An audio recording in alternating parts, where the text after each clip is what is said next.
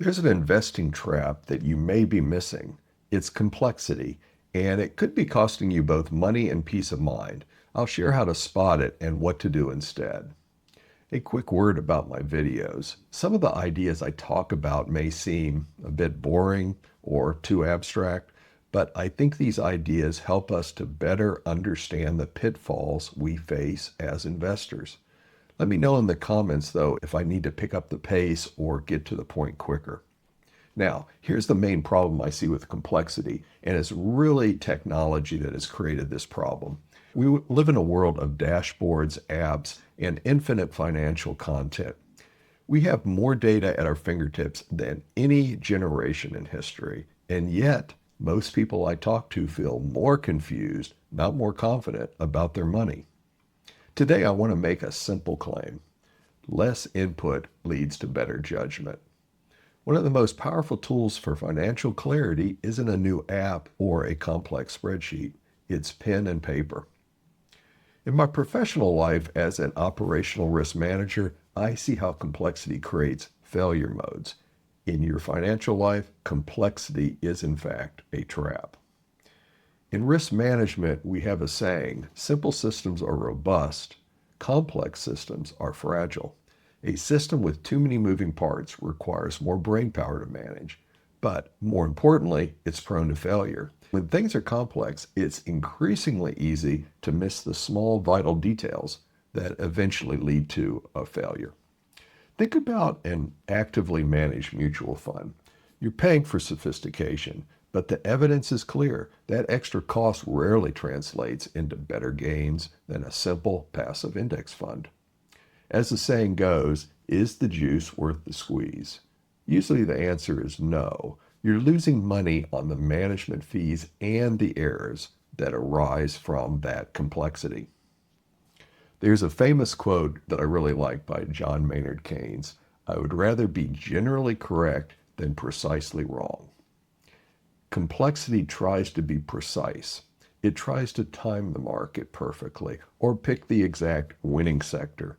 But if one tiny variable changes, that precise plan becomes precisely wrong. By sticking to a simple system, like buying and holding undervalued stocks and low-cost ETFs, you accept being generally correct. You won't catch every tiny market swing, but you'll capture the long-term growth of the economy without the risk of your entire system collapsing under its own weight. In most parts of life, more effort usually equals more results. In investing, the opposite is often true. Adding that 10th technical indicator or a 5th niche ETF to your portfolio doesn't really add signal, it just adds more noise. You spend 90% more mental energy for a 1% theoretical gain. That gain is usually eaten up by fees, taxes, or most likely human error.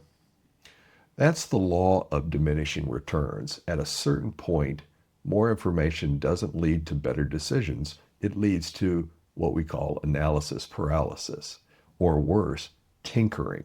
And tinkering is the enemy of compounding. So, how do we fight this?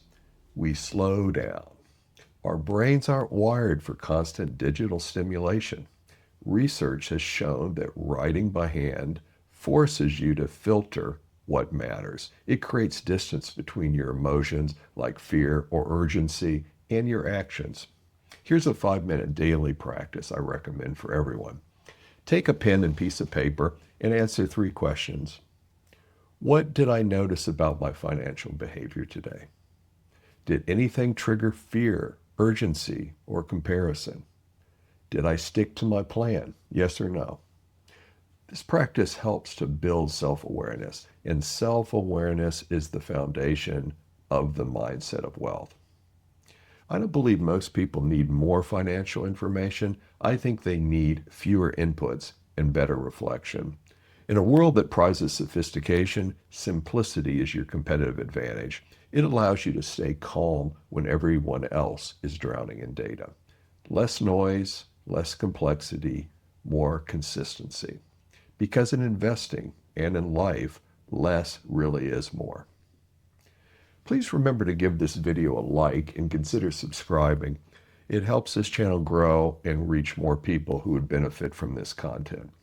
Also, if you want more detail about this and other videos, I invite you to subscribe to my Substack newsletter. Thanks for watching.